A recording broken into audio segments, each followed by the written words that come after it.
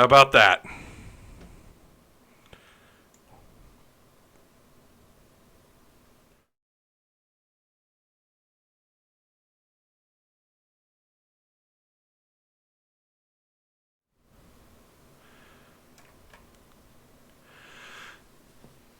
Yo, what's going on, everybody? Welcome to the Pig Trail Network live show on YouTube. We're doing something a little bit different. Kyle Sutherland and myself are going to be recording. We're going to be recording the Hawg Talk podcast. You guys are going to get a behind-the-scenes kind of look at how we do things. We're probably going to screw up. We're probably going to make a mistake here or there. I can't open this stupid Hawaiian Punch drink mix pack. Kyle, how you doing, man? Fantastic, man. Enjoying my last few days as a Texas resident. Excited to be a native Arkansan again. That's good to hear. Chat, let us know how the sound is while Kyle talks. Again, this is all kind of a test. I haven't done this since we had Zach Arns on from Ruskin and Zach. Since there's no sports, I've watched too much Boy Meets World, says Jacob Botwinick. Nothing wrong with some Boy Meets World. Yeah, I've been re-catching up on Last Chance U. I'm trying to get that sports fix in. Of course, we've had the free agency with Tom Brady, a lot of big things. Of course, Darius Slay was a big one yesterday, and then Todd Gurley not too long ago. So I know that was a big hit for your Rams. It was actually not too shocking to me, but I know that's definitely a big loss that either is probably going to be maybe possibly a Kansas City Chiefs, maybe as a dark horse, because he's going to or whatever team gets him will get him for a pretty low price. But it could also be for the Bucs as well. There's been a lot of talks of him teaming up with Tom Brady. Once that officially gets finalized, that'd be crazy. That'd be nuts to see him go to Tampa. And they're going after who's the other big name? I heard they were going after a wide receiver. It's going to drive me crazy. Well, Julian Edelman, there was a bunch of ruckus about he liked one of the posts on Instagram about possibly reuniting with Tom Brady. And anytime a player likes something, they automatically assume, or at least it seems like social media automatically assumes that they're going to go join that team or join up with a former teammate, whatever the case may be. But that's just kind of how, I guess, Instagram and Twitter especially work. Not that Hog fans are guilty of that. We definitely don't go crazy Never. When a recruit likes something a coach or a fan says on Twitter or on social media. So guys, since the chat is saying they can hear us, sound is good. Mark Douglas says, Kelly Marie says it's loud and clear, so it's nice that you can hear us. Again, this will be episode 76. Was that right for the Hog Talk, Kyle? Was it 76? 76. 76. Wow. Look at that. Not too shabby. So it is different because there's not been any content. There's not really been any, obviously no college sports or any sports of any kind. Free agency noise is all you're hearing right now. Ty, you are quite a bit louder than Kyle. Not sure if you can do anything about that. Yeah, I have to watch his audio here on OBS because if they trip over one another, if he gets too loud, then you get a feedback through my mic. So I'm trying to monitor his sound here. I'll try and turn him up a little bit. Hopefully it doesn't. I can also turn my mic up too. Like I said on the last one, I felt like I was way too loud, so I don't want to be over the top here. Yeah, my voice already carries as it is. I know we both kind of have that same issue. Yeah, I've got a booming voice. When I'm yelling at my kids, I swear to God, my neighbors could probably hear me, and I'm like, oh boy, DHS is going to be knocking on my door at any moment. Mr. T-Dub, what's up, man? Hey, y'all, he says. I'm getting my drink on. My Hawaiian Punch drink enhancer, water enhancer. Okay, let's go ahead and share the content really quick. I'm going to copy and paste this across social media for everybody.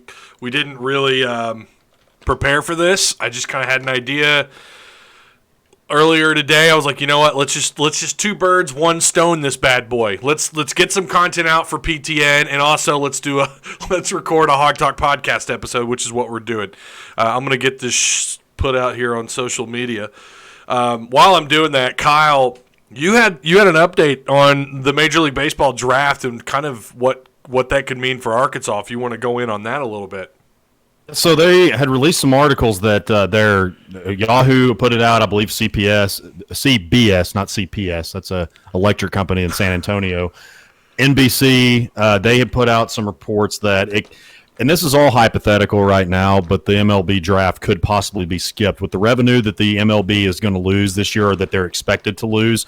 Now, they are possibly a little bit hopeful that they could begin their season at some point, maybe in May, maybe in June, because, of course, the MLB season is quite long. But there was a lot of questions being asked in this if it were to be not just postponed, but canceled altogether.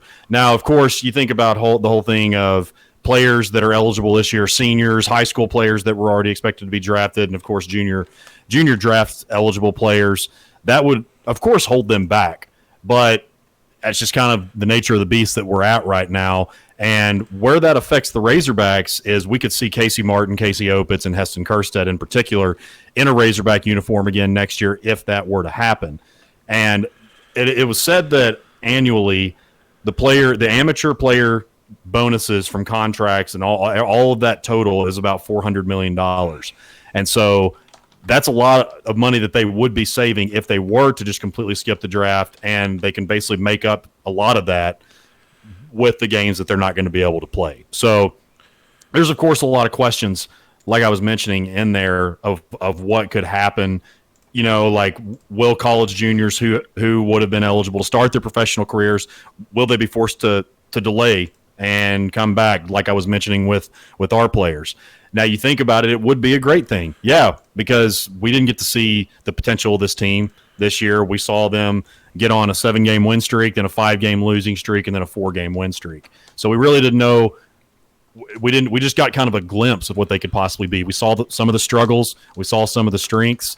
But this is just going to be something to keep an eye on as we move forward, because obviously a lot of hypothetical questions that people are just going to ask in general, just kind of like what I'm doing right now.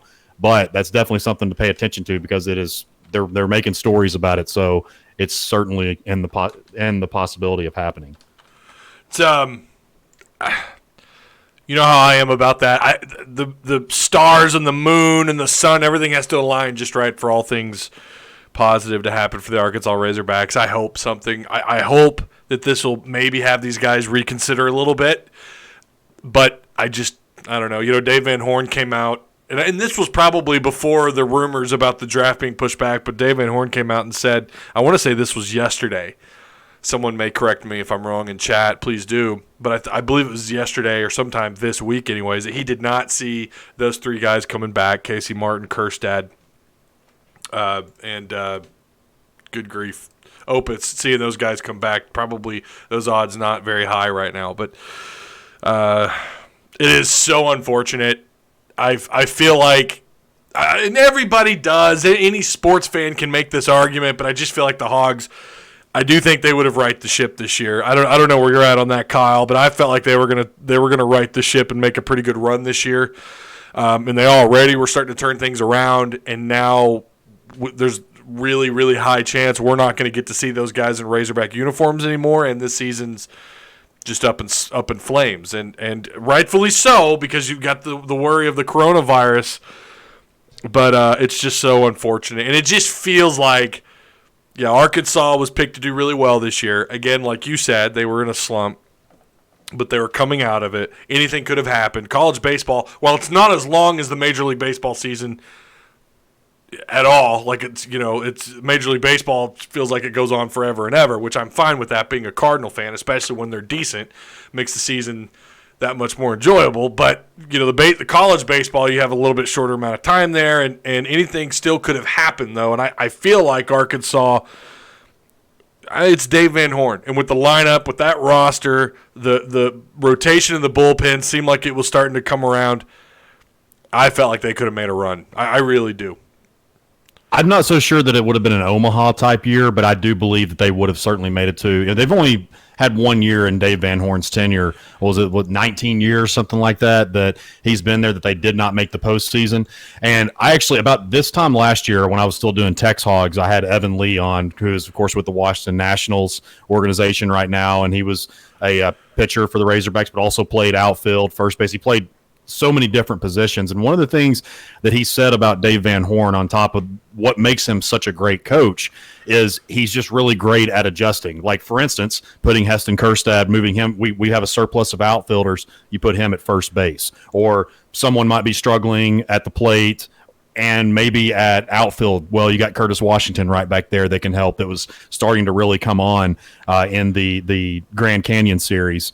And so that's one of the main things that makes Dave Van Horn so great, is that he can adjust to his strengths.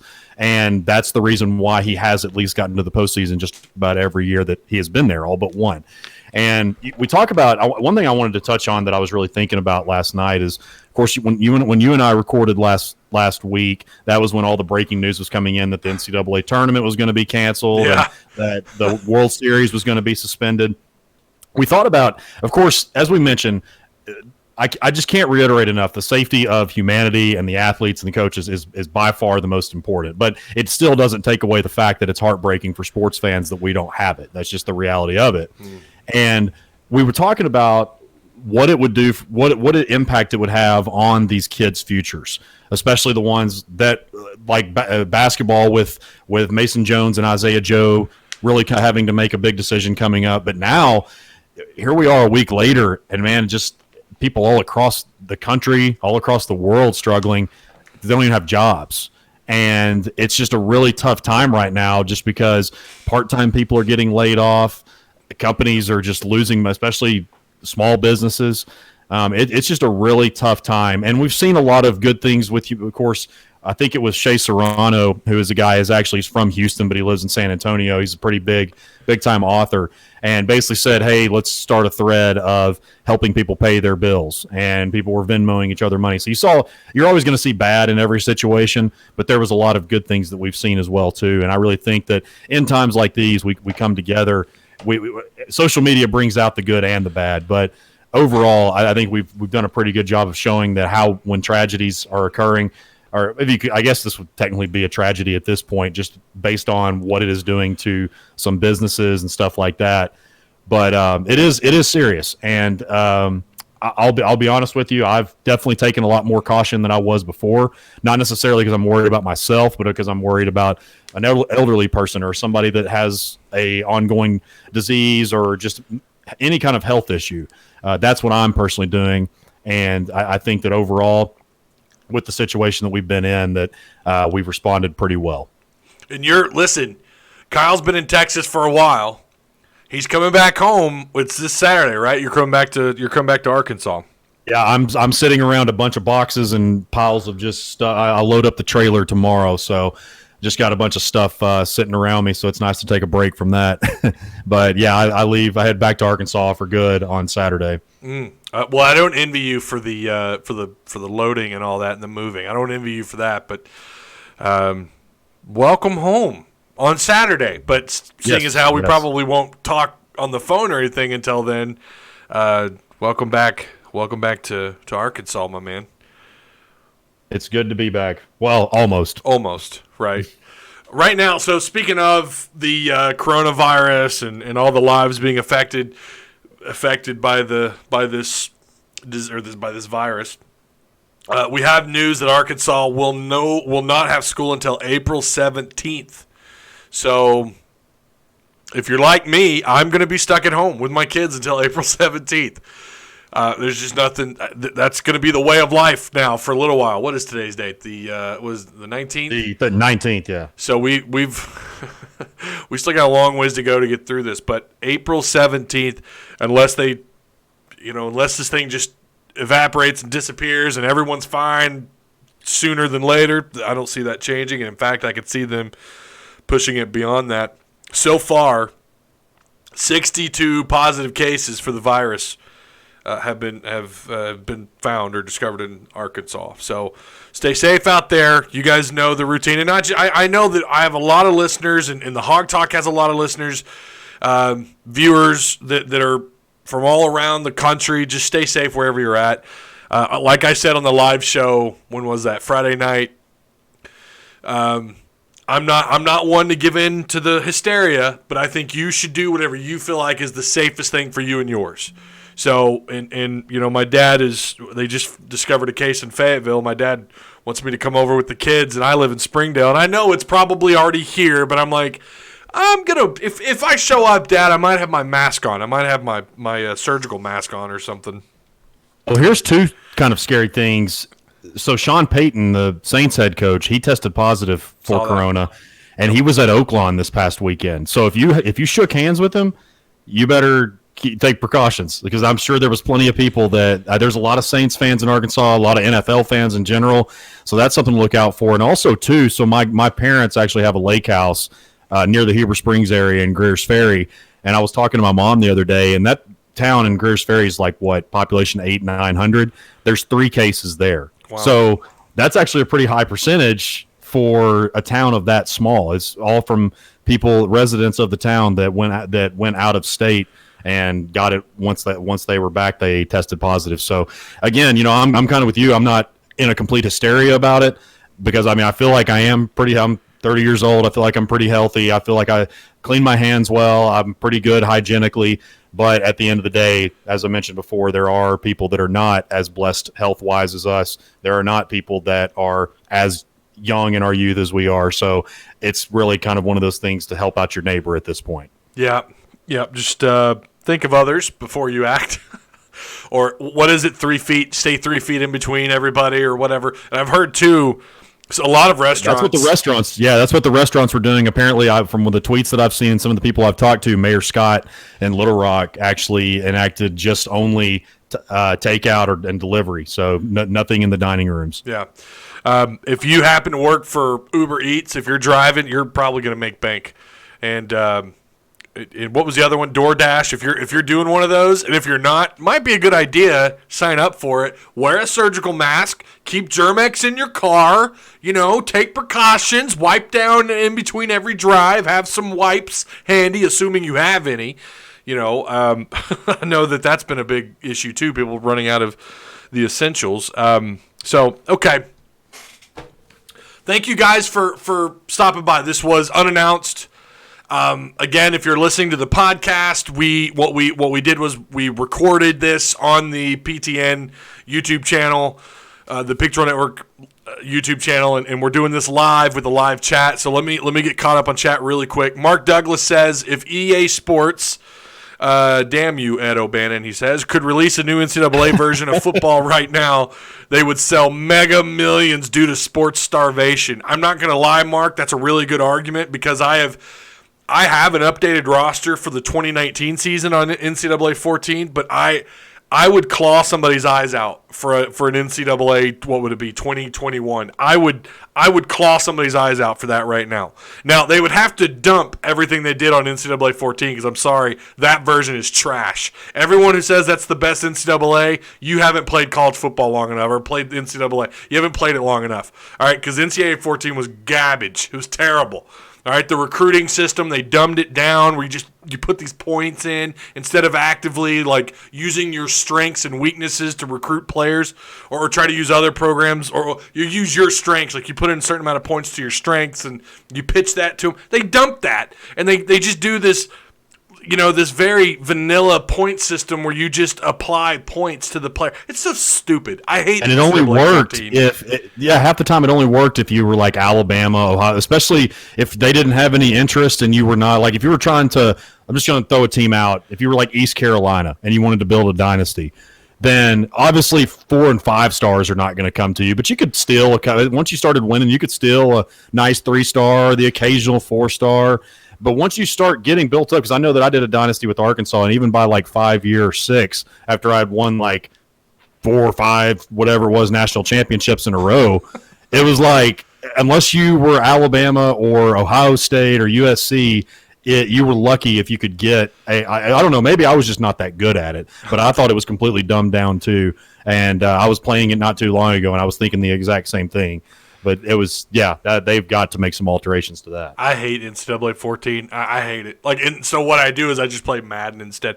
And you can update, or you can get updated draft rosters, right? So you can actually use an up-to-date the draft picks, the projected draft picks, even for this year's draft. So I've been doing that. I took the Cincinnati Bengals. I made them absolutely terrible. Like, they're already bad, but I had to make them worse so I could lose out. I think I went like 2-14 to make sure I got that first pick, so I could draft Macaulay Culkin as my quarterback, which I ended up doing. And so, anyways, that's where I get I'm with Mark. I'm with Mark 100% on that. Mr. D-Dub says, hope all is well with y'all. Callie on lockdown here. It's coming, Mr. T-Dub. It's coming. Tony Brown, did you see that post on SportsCenter? Oh, that retweeted Eric Musselman doing practice with absolutely no one there. It was hilarious. Yeah, I did see that. That was pretty funny. And I saw where an assistant for Tennessee was taking shots at him for that too. And of course that Michigan troll Ant Wright, who of course was at. I'm giving him publicity that is not deserved right now, but that's the guy that failed at Michigan, and then they went and he won 4 games at Toledo his senior year. I think averaged like 7 points, and then had a 23% win percentage as a high school coach in Michigan. So it's funny how the biggest trolls are usually the biggest failures. So that's just kind of funny to me. But he's the one that's always taking shots at Eric Musselman for whatever reason because they didn't get Moses Moody. But that's Arkansas basketball. Yeah, anything they did this year, he just trolled them, and he caught it back. And I think half of it was for publicity. Because every time he says something about Arkansas, Hawg fans just light up his Twitter thread. So just like what I did. So I did exactly what he wanted to do, but I figured I'd give him a nice little shout out. It's all in good fun. Kind of. Yeah, it is. Let's see. Oh, Kelly points out that he also did a press conference today where no one was there. It was even better. Yeah, I saw that. That was pretty funny. That one was really good because he ended it with, which of course you knew it was probably going to happen, but he had to cut off Bob Holt because Bob had already asked 13 questions. And of course he asked Andrew Hutchinson why he was there and not with his newborn daughter. It was really good. Should have talked to Bob Holt. Should have been. He's probably still answering Bob Holt questions. I'm sure Bob's still sitting in the chair. He probably was. Thanks for putting out content, Ty. Hog Sports is the only other place I can get sports talk from. Thanks, Greg. I appreciate that. Also, Kyle is with me. If you're hearing this other voice and you're like, wait, who the hell is that? That's Kyle Sutherland. A lot of you know who he is. A lot of you know. You listen to the Hog Talk. But he's joining me. And again, we're recording. This is episode 76 of the Hog Talk, and it's also some content for you guys who are bored at home, tired of watching Office reruns or Office on Netflix. Not that you could ever get tired of that show because it is the greatest show ever made. The baseball team was bipolar, says Mr. T-Dub. It was. And that is generally how baseball is anyways, major league to college baseball, right? I know he knows that. Mr. T-Dub knows that. But I do think they could have turned it around. I don't know if I'm not going to sit here and tell you they would have gone to the College World Series, but I do think anything's possible. But at the same time, the last time they lost 5 straight games was during the 2016 season, which did not end well for them. So there is that to consider. Kelly Marie says, I thought the Oaklawn was closed. Talking about the Saints coach who was down at Oaklawn. I don't know. I think they closed. So if it wasn't last weekend, it was whatever the last weekend that it was open. But I saw it from a very, very reputable source on Facebook. Rex Nelson, many of you know the name. He was the one that I saw it first from, and then a few other people have posted it as well. So it might not have been this last weekend, but it was very, very recently. Oh, Kelly Marie, I have a friend that does Bite Squad. She made good money even before this. Celtics for Life says, can we talk about how Arkansas might not go to Notre Dame? We don't know. Nothing is etched in concrete yet.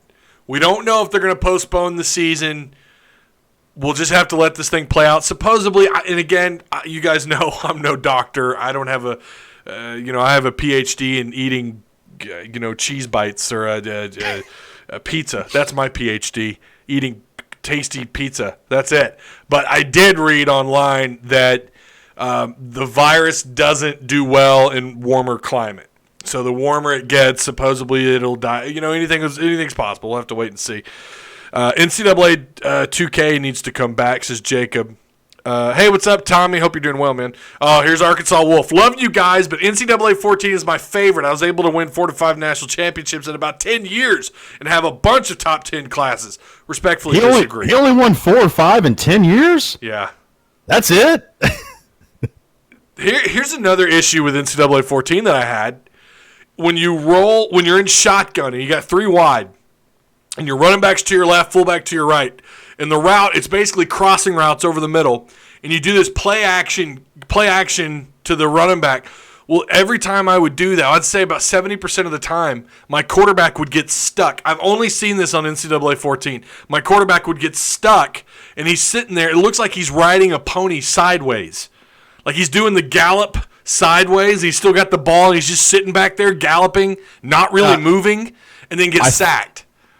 I want to say that was I never really confirmed this, but that happened to me a couple times too, and I've kind of figured out if your speed or acceleration or whatever was below a certain, like if it was below like 75 or something like that, I think that's for some reason it was like a glitch. That's kind of what the conclusion that I came to, because if you had a fast quarterback, I mean, I would say they ran like a running back almost. Yeah. But when they ran like you said, they were riding a horse or something, then that was when that normally happened. But I know exactly what you're talking about, and I think that was just like a glitch, depending on what your ratings were. Well, it happened with me with every quarterback I ever had, and it seemed like no matter what dynasty, no matter what team I picked, and I'm like you, I'd like to take crappy teams and try to build them up, and try to recruit my way out of a hellhole. And sometimes you could, sometimes you could. But that's what was bad about NCAA 14. I know it has a lot of people really enjoy it because it was the last, and it's the only one really where you can get good, up-to-date rosters. Yeah, you can get up-to-date rosters on the older ones, but they're not near as good as the ones on 14. I've discovered. I can't stand 14. I really do think it's like the worst NCAA. Between that one and I think the year before McFadden was on the cover of Xbox. Remember, he was only on the cover. He was only on the cover for Xbox 360. He wasn't on the cover for PS3. But it was the year before that one where the game was so glitchy and so bad that you just couldn't even. You could barely play it. It would freeze all the time. What was that one though that you could go? It was like you started in high school. I can't. It was the one where Desmond Howard was on the cover. I really liked that one. You started in like you do your drills, and depending on how well you did, you would get like the top schools or the not so great schools, and then you would go on. You could end up transferring it to Madden, just like you always have. But I think that was the one. It like basically the whole entire game was premised on that. I think it was called the Heisman race. But that one was real. I think it was 05. I remember the Heisman race. I do. Yeah. What's up, Ty? What's up, y'all? What's going on, Dwight? How you doing? Yeah. Madden over the years has gotten better, but it's been something worth playing, but it still has its issues. Every game's gonna have its bugs. I hated 14. Also, moving on really quick to the NFL. That's really the only news that we have, and we kind of touched on it a little bit already. But Todd Gurley no longer a Ram. Yeah, I'm a little sad about it, but he had throughout his career. I'll go over the numbers again. I know we already talked about it a little bit, but he had 1,265 total carries as a Ram, 5,404 yards, 58 rushing touchdowns, 12 receiving touchdowns, and he averaged overall about just south of 4.5 yards a carry, 70 total touchdowns. In 2019, he played in 15 games, 223 carries, only 857 yards. That's just south of 4 yards a carry. 12 touchdowns, 3 fumbles. I think he had a couple of receiving touchdowns on there. I actually didn't get that information. But as a Ram fan, they got to make room. You know, they've got some huge contracts. They're paying Goff pretty good. They've still got Aaron Donald, who in my opinion is the best defensive player in the league, period. And they're going to pay the man, and they're going to continue to pay the man, even though he didn't have as good of a year as he had the year before last. I think some of that had to do with I can't ever pronounce his name right. Sue, you know the Ndamukong Suh. Ndamukong Suh, the former Nebraska Cornhusker. I think that played a role in Aaron Donald's phenomenal numbers, but still, he's the best defensive player in the league. Maybe that's a biased opinion. They also let go of Clay Matthews. You remember him, former standout for the Green Bay Packers. Through 13 games with the Rams, he had 25 tackles, 42 quarterback hurries with 8 sacks. So those two will no longer be Rams. Their defense next year is going to be a little. It's they let go of another linebacker, so their defense is going to be a little different compared to last year, but obviously no Todd Gurley. On the offensive side of the ball, it's going to be weird not seeing him line up as a Ram. I could see him, like you said earlier, you said Tampa, and who was the other team you thought Gurley could wind up with? Well, I said the dark horse could be the Chiefs. Des Bryant actually tweeted that, and I thought that was pretty interesting. But you never know what, especially the fact that a team is going to get him for pretty cheap. I would not be shocked at all to see the Chiefs try to at least make a run at him. But my guess right now would be Tampa for sure. Yeah. Just off the bat, it just happened, so we never know what could happen. But I would not be shocked if he does team up with Tom Brady there. Yeah. The one with the shaking screen, I think 0506. My Chiefs need to pick up Gurley in a trade. Yeah, I could see him. I mean, that would be crazy. I just don't know if they're going to offer him the kind of deal, because had they not let Todd Gurley go today, they would owe, I think it was like $10.5 million through a contract obligation. I don't know if the Chiefs have that kind of cap room or not. I don't know what they're working with. I'm going to hate to see him line up as anyone but a Ram, but he's injury prone, and he's not had. I mean, he's been great. He's been a solid when he's healthy and has a decent offensive line. He's a top 5 worthy running back, no doubt. But he's also one of those type of running backs where he has to have a decent offensive line, and yeah, that's probably true anywhere. But there's 2 or 3 backs in this league, I think, even with subpar offensive lines, can still make things happen. I don't think he's one of those kind of backs. I kind of think Ezekiel Elliott might be a step ahead of him. But that's kind of I put him in the tier of running backs. I'd say he's mid. He's like a 7th or 8th overall running back in the league when he's, again, fully healthy and has a decent offensive line. And obviously you've got all the other elements to your offense where you have some threat of a passing game. He will excel. He's that caliber of running back when everything's lined up the way they should be, where a lot of running backs couldn't hold his jock strap, and that's what makes Gurley special. Also, he's got the receiving element side of him as well. He's a dual threat back in that he can catch the ball out of the backfield, and he's pretty dangerous. But they had a lot of issues last year, the Rams did. Goff is not worth what they're paying him. I could go on and on about that. This is a Razorback podcast, so I won't go on about what I think the Rams need to do, but it's for maybe that's another show I'll do. You guys know how I do all these things to stretch myself out super thin. Maybe I'll do a NFL show or something. But yeah, I'm bummed. I wasn't surprised about Clay Matthews. Was a little surprised they didn't hang on to Gurley, but it is what it is. Moving on to Razorback basketball news. Arkansas. This is kind of we talked about this a little bit, I think, on the Hawg Talk Pod and on the PTN. But the Hogs have reached out. Now, this is developing news. Hogs were one of the first to reach out to the 7'3" grad transfer Mathew Markinson out of Loyola Marymount. The 2018-2019 season, he scored 10 points per game, shot just around 58% from the floor. He averaged 6 rebounds a game, and he had a team high of 29 shots blocked. So, yeah, not bad. According to Jeff Goodman from Stadium, on Twitter, he said he made the claim that Southern Miss, Georgia Tech, Wake Forest, Minnesota, Ohio State, San Diego State, Arizona State, and Washington State all have shown interest in Mathew Markinson. So, yeah, I don't know. Someone had asked me this a couple of weeks ago, and I don't remember if I responded or not, but they had asked about the kind of room Arkansas has and what this roster might look like next year. Obviously, a lot depends on Isaiah Joe and Mason Jones. You're going to have some guys senior out. You got guys, and I don't know that Witt, I think they're going to have a 6th-year option because of the virus, but I don't know. Kyle, do you know if that will that pertain to basketball? Will they have the opportunity to come back, the seniors? I have not seen that for I don't think it's going to. I did see that the other day that they will not, because I think since they were able to conclude their entire regular season, I believe is the reason. I actually have not read the full story, but I do know that it's going to be the spring sports that get the extra year of eligibility, but it's not looking like any of the winter sports will. So basketball will not. Well, that sucks because I'd like to have Witt back, but I don't think, part of me wonders if he wouldn't just go ahead and leave anyways, give give the European leagues a shot or something. You can make a little bit of money. You'd be surprised about what the kind of money you could make in the European leagues. Kyle and I were actually discussing that before we started recording, but it's going to be interesting. Next year, you're going to have a bench. You're going to have size. And just imagine if they do land Mateus Marcus. And he's a grad transfer. So he'd be eligible ASAP. As soon as he got on campus, he's eligible. So, oh my God.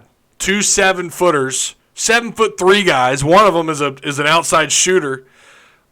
I don't know what else to tell you except, you go from being the shortest team in the conference to being one of the bigger teams in the conference and maybe even in the country with a couple 7-footers. And then obviously you still have Ethan Henderson, who really came around as a solid. I could see him as a 4 next year, power forward type next year with Connor Vanover and then this guy playing the true center, true 5 spot. So next year Arkansas basketball could look quite a bit differently. It will look. I think it will look because like I said on the last Hawg Talk, I still don't think either one of them come back. But then since this virus and since this hit, I saw that. Did you see Eric Musselman's kind of teary goodbye to the team? Did you watch that on Twitter? I did. It shows the kind of code, not just kind of coach, but kind of man that he is. But man, that was really sad. It was. It's just so sad to see. I think that this is probably the hardest working team I have ever watched in a Razorback uniform, with what they were able to do with really not a ton. And just to see that cut short is just, it's so heartbreaking. It really is. And again, every time I say that, because I have been called out in my DMs that I'm a little too passionate about sports, which I am. I get the reason why it is happening, but it still does not take away the fact that it just really sucks that these guys got their season taken away, the rest of it at least. Yeah, and that makes me wonder if Isaiah Joe and Mason Jones, if that doesn't kind of weigh on them a little bit and think, like everybody else, we feel like we might have been robbed by this virus, and it's not anybody's fault, but maybe they feel like they have some work left to do. That's the only way. If they were to come back, I could see that playing over and over in their minds. This team, if Isaiah Joe and Mason Jones both come back, oh my God. And I had this pulled up here just a little bit ago, but Arkansas on a too early, this was Jeff Goodman's ridiculously early top 25 list, and this is with only one of the two coming back, I believe is what Jeff Goodman said. And again, this is from Stadium. You can follow him on Twitter. He has Arkansas ranked at 22nd in the country. And that's just with one of the two coming back. Again, I think that's what he had said or what he stated on his on that link. With Baylor at number 1, Villanova and Creighton and Gonzaga all in the top 5, Michigan State at number 5, LSU coming in at number 20. Boy, a lot could happen in this offseason if this documentary from HBO has its way, or if fans, or if anybody who believes Will Wade should be fired has their way. This guy included right here.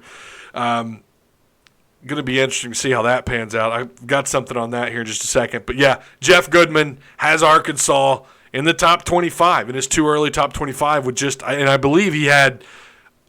I want to say he had Isaiah Joe coming back and Mason Jones trying out the NBA or trying out the next level.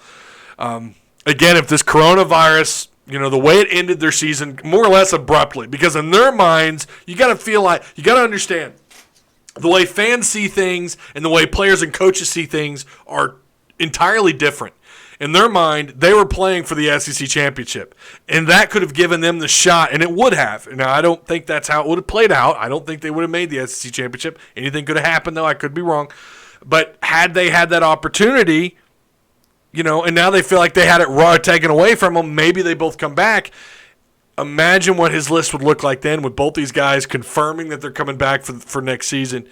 I'll tell you right now, if they're not put in the top 25 by the AP or the coaches poll, that would just that'd be retarded. I'm just gonna call it like it is. That'd be crazy. The FCC is gonna come after us now, Ty. I know I shouldn't have said that, but I don't know how else to put it. I mean, at that point, with 20 wins this year, I didn't think preseason, before we did the pre-conference picks, the preseason picks, I thought they'd be lucky to get to 14 to 15 wins. And they find a way to get to 20. They had South Carolina coming up in the SEC tournament. I know that the first time around, Frank Martin got the better of them and had a crazy deep roster to work with and used it to his advantage. I mean, he's a good coach. I've always liked Frank Martin, and he beat Arkansas. Yeah, I think he I don't know that he necessarily outcoached Musselman necessarily. Maybe he did a little bit, but he definitely out rostered him. If that makes any sense, he had so many bodies to work with in Arkansas who didn't, especially at that point in time. But I felt like they probably could have gotten by them. I felt like they were playing better ball, and they had Isaiah Joe back and all that stuff. So. I don't know. It's intriguing, though, to see them already getting media attention at this early. So, yeah. What do you think of that? Jeff Goodman, too early top 25 poll, him putting Arkansas in his poll, in his top 25. I got to say, I'm kind of shocked, but I think especially that, I mean, with what they have coming in, we've talked about their recruiting class coming in, and I personally like it when they're not ranked. Yes, I know that. Trust me. I mean, I want to have the best team. Obviously, I mean, I think anybody does. And I'm not one of those guys that's like, well, history this, history that, because every year a team looks different, no matter what level you're playing on. Yeah. But that is one thing about the Razorbacks is they seem that they play better when they have a chip on their shoulder. So I prefer that you go into, like, for instance, like what they had going into the SEC tournament. I don't think that they were going to run the table. Just with the lack of depth and playing 5 days in a row, I don't think they would have even made it to the championship game. I think they could have at least made it to play LSU, but I don't know. I like it when they're not a top 25 team, and then I know I might get some heat for that, but I think you can understand where I'm coming from. I like it better when they play with the chip on their shoulder, and maybe they just didn't play that well under Mike Anderson when they were ranked. It could be different under Eric Musselman. It's a whole new era again. You can talk about history all you want, but teams look different every single year. Yep. But I have to say, to answer your question, I am shocked about it. They, speaking of just LSU, like I said, there's going to be a documentary that airs on March 31st. It's about the convicted felon Christian Dawkins. And the name of the show is The Scheme. Again, it's on HBO. And they have a clip, more audio that I don't believe has been aired.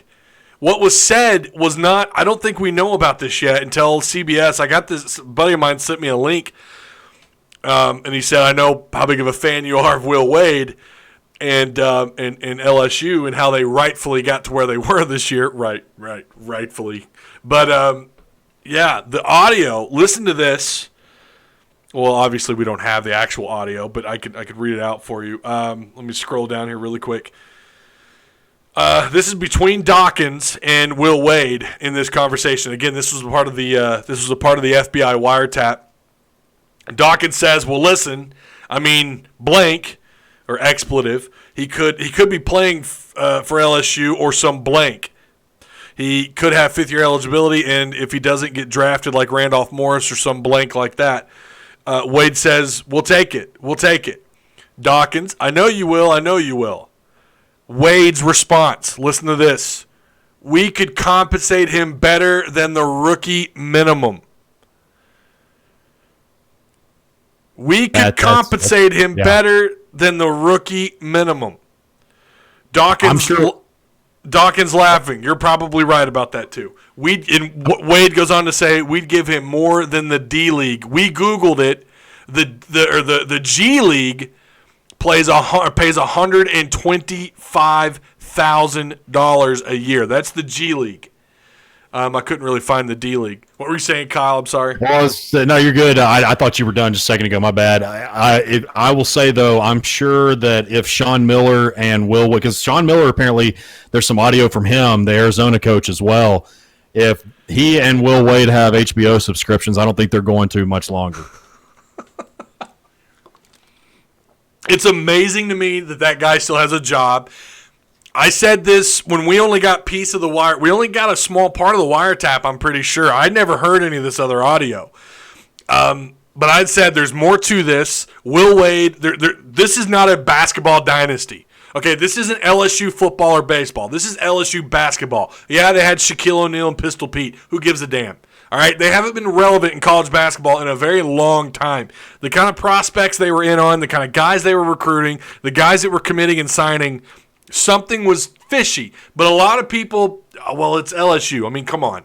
And yeah, there might be something going on, but everybody cheats, blah, blah, blah.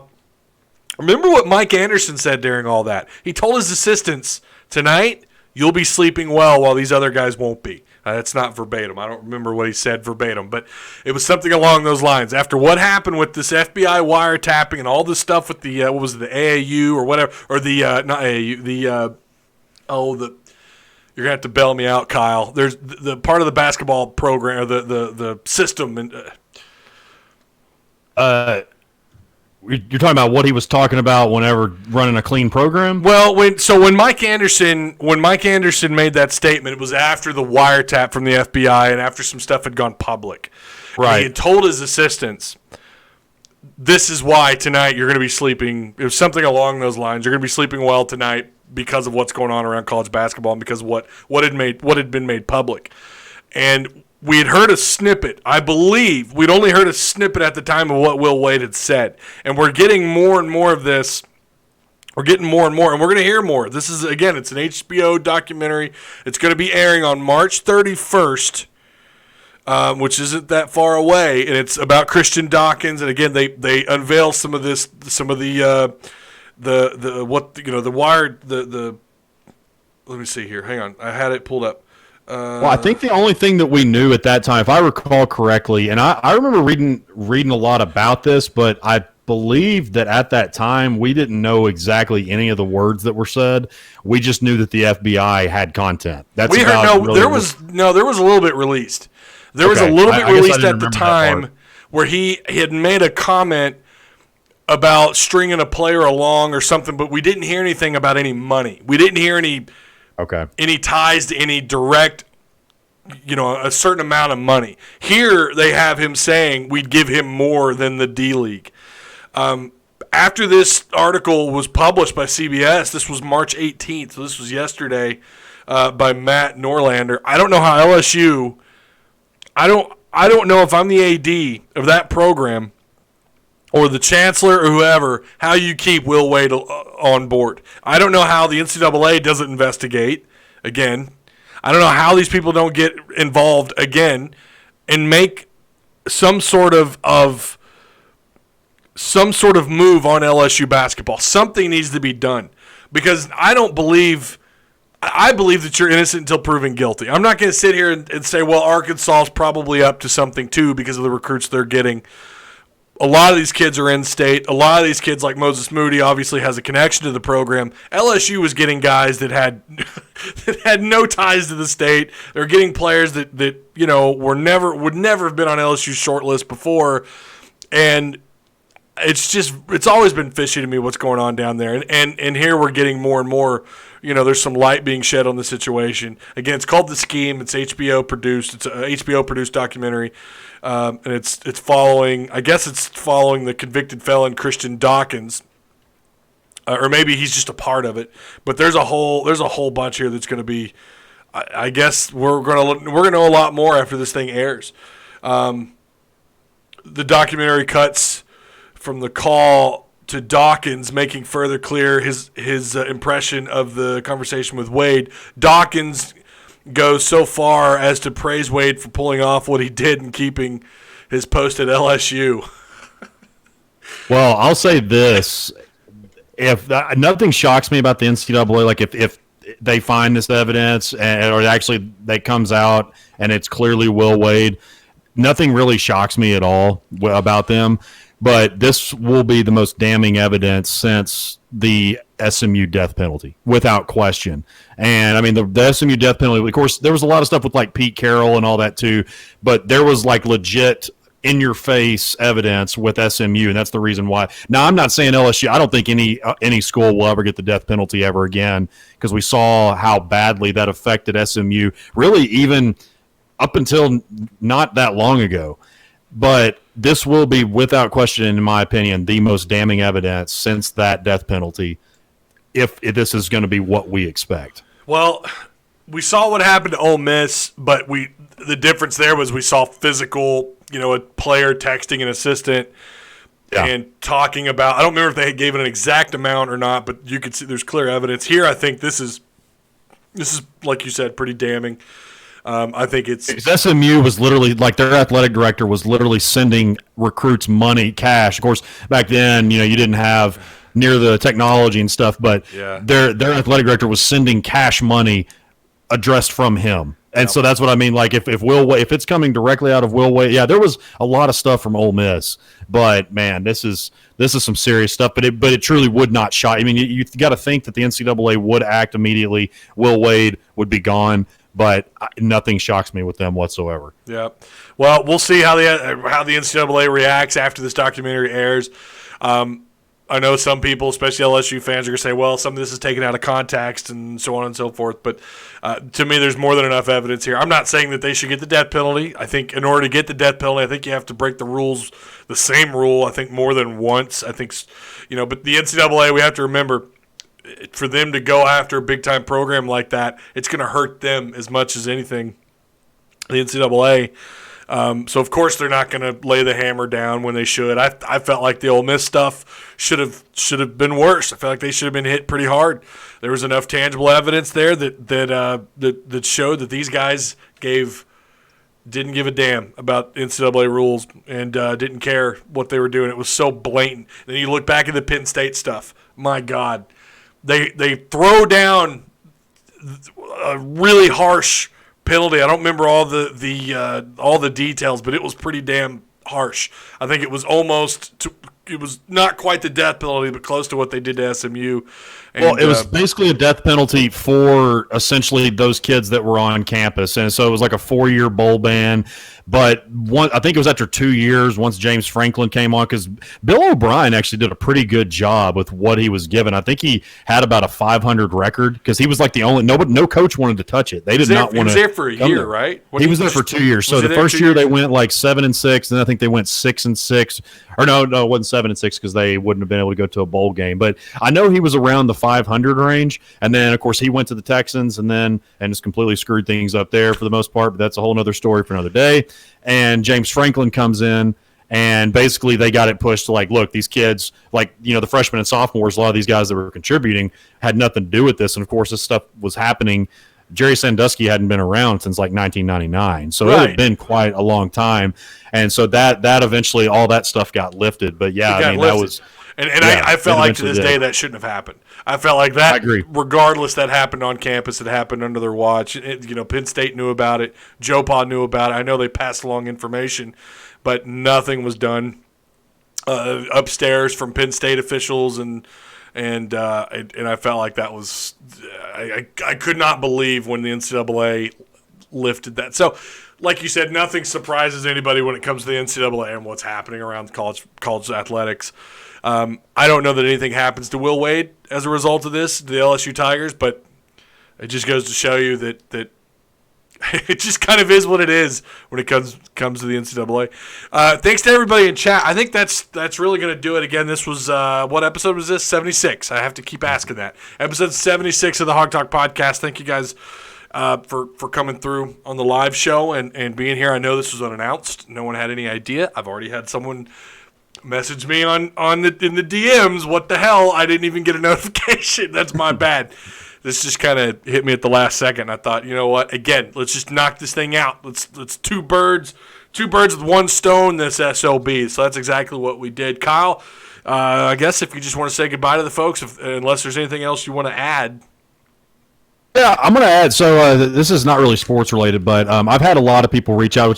First of all, I want to say thank you to everybody that's wished me safe travels and best wishes and all that. But I've had a couple people ask me, what was it really that made me move to Texas and all that. Part of it sort of was my job, but also too at the time I just turned 30 and it was right before my 27th birthday. So I've been here just over 3 years, just a hair over 3 years, and I just really, I've always loved the state of Arkansas, always been a true Arkansan, bled Razorback red, that whole 9 yards. But the main reason why I did it is because I just wanted to try something different, not permanently, just temporarily. And I know that right now what I'm about to say is a lot easier said than done, especially considering what's going on in the world today. But I just want to tell everyone, if you're in a position and you're feeling like you just want to try, whether it's Colorado, whether it's Texas, whether it's I was going to say China. I wouldn't recommend China, but Australia, anywhere, just anywhere in the world that if you have the ability to try it and that's what you're wanting to do, I say go for it. It's been a great experience for me, and it's a bittersweet feeling, but I am thankful that I get to get back to my home state. Arkansas has always been where my heart has been, and so I'm really thankful to get back, and hopefully now that I'm closer, I'll get to interact with some of you guys personally once all this stuff is all over, as opposed to just over social media. So I just wanted to answer that because I've had a few of you reach out. I'm not sure if any of you are listening, or at least not right now. Maybe you will later on when the podcast is on our forums. But that's pretty much the reason for that, and I hope that if that's something you're thinking about, that helps out. We were planning to do something with the spring game, and I know you were going to try and make that now that you were moving back home. But nothing we can do about that now. I was for sure going to be there, and now it's like crap. Yeah, nothing we can do about it. I know people were a little disappointed by that, especially after it got moved back to Northwest Arkansas, back to Fayetteville. Nothing we could do about it. So. Maybe something else will come up. Maybe the university will have assuming they don't push the season back, maybe they'll do something over the summer. I was hoping that maybe when things do get back to normal and college football is kind of, getting back into the flow of things, maybe Sam Pittman will have open practices. That might be cool to show up, and I was going to do, try to do things more locally or more on campus and maybe, video some. Well, actually, I know they won't let you video. I was just thinking about that. I remember the Petrino days. A buddy of mine got busted with a camera trying to watch the game and trying to record stuff for his friends back home, and got in trouble over that. So maybe not, but at least get some sort of up close pictures or something. Maybe eventually we'd get our press passes, and then we could just do it on behalf of the media, and we wouldn't have to deal with all this nonsense. But fingers crossed for that one day. But yeah, it's unfortunate we can't have the spring game to all kind of come together and do something. I know we've been kind of trying to plan that out, and but health first, and they're doing what's right, and I don't have a problem with the NCAA doing what they feel like is in the best interest of fans and their coaches and players. Health comes before everything else. So sports is just a hobby. It's just something you do, right? Something you watch. It's not life or death. So hope you guys are staying safe. Again, there's 66 cases confirmed in Arkansas of the coronavirus. Be safe out there. Like Kyle said, wash your hands, do what you need to do, and yeah, wear the mask maybe. I don't know. Go the extra step. So. Yes, Ty, go after the press pass. We're trying, Dwight. I promise we're trying. So, all right, until the next, there won't be a Friday night show here, but this podcast will be up and available Friday for you guys at 6 o'clock in the morning. For those of you who didn't get to listen to the whole thing, that will be available on the Hawg Talk podcast. Don't forget to rate us on iTunes. Give us some star power there. And on behalf of everyone here at the Hawg Talk podcast, thanks a lot. Woo Pig Sooie. We'll see you guys on the next one.